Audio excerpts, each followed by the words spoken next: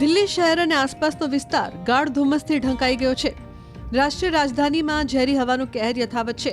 આ મુસીબતથી રાહત મેળવવા માટે લોકો ઉત્તરાખંડના જંગલો અને પહાડો તરફ વળી રહ્યા છે। દિલ્હીમાં અનેક જગ્યાએ સરેરાશ AQI વારંવાર 400ની ઉપર જઈ રહ્યો છે। તેને પ્રદૂષણનું અત્યંત ગંભીર સ્તર ગણવામાં આવે છે। આ પછી નૈનીતાલ, ભીમતાલ અને કોર્બેટ ટાઈગર રિઝર્વ સહિત ઉત્તરાખંડના અન્ય લોકપ્રિય પર્યટન સ્થળો પર દિલ્હીથી આવતા પ્રવાસીઓની સંખ્યામાં વધારો થયો છે। दिल्ली में और यहाँ के टेम्परेचर में भी और यहाँ के पोल्यूशन में भी काफ़ी ज़्यादा डिफरेंस है। यहाँ पे मतलब हम आसमान भी देख सकते हैं खुल के, और तारे भी दिख रहे थे यहाँ पे। वहाँ पर तो तारे और आसमान तो मतलब दिखता ही नहीं है बिल्कुल भी, सब कुछ ब्लर ब्लर सा ही दिखता है आसमान में।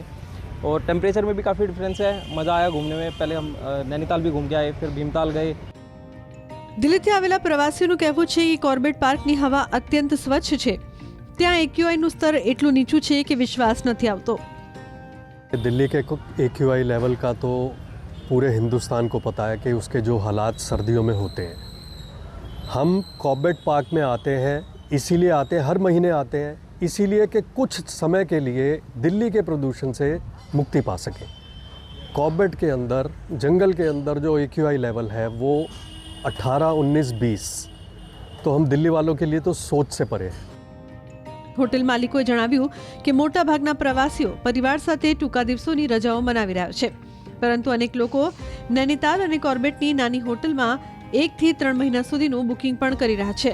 ये जो दिल्ली में और NCR क्षेत्र में जो पॉल्यूशन है वो बहुत हद तक बढ़ चुका है। उसका लाभ यहाँ के पर्यटन उद्योग को मिल सकता है, क्योंकि मैं देख रहा हूँ कि कुछ इस तरह की बुकिंग्स भी आ रही हैं कि जो मेट्रोज में हमारे जो बीमार लोग हैं या बूढ़े बुजुर्ग लोग हैं, वो उनको उनकी सेहत को ठीक रखने के लिए कई सारे लोग इंक्वायरी कर रहे हैं कि भाई 2 महीने के लिए, 3 महीने के लिए लॉन्ग स्टे के लिए लोग अपनी जगह ढूंढ रहे हैं। अच्छा एक साइन है बेसिकली कॉर्बेट के पर्यटन के लिए, टूरिज्म के लिए, कि अगर लोग लंबे अरसे के लिए रहने के लिए आ रहे हैं, और ख़ास तौर से एजेड पेरेंट्स जो हैं वो आ रहे हैं, क्योंकि उनके जो घर वाले हैं या उनके बच्चे जो हैं वो उनको पोल्यूशन से दूर रखना चाह रहे हैं। It's a very good sign. और मैं ख्याल से जो ये छोटी छोटी प्रॉपर्टीज़, होम स्टेज़ हैं या B&Bs हैं, वो बिल्कुल परफेक्ट है उनके लिए।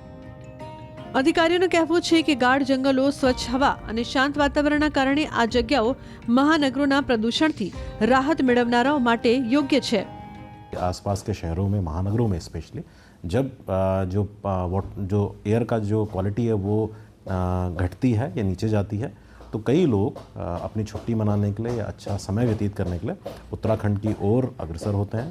और कॉर्बेट टाइगर रिजर्व उसमें से जो है, यहाँ के जंगल बहुत अच्छे हैं, एयर बहुत प्योर है, उसकी वजह से काफ़ी लोगों का मूवमेंट जो होता है वो इधर की तरफ होता है।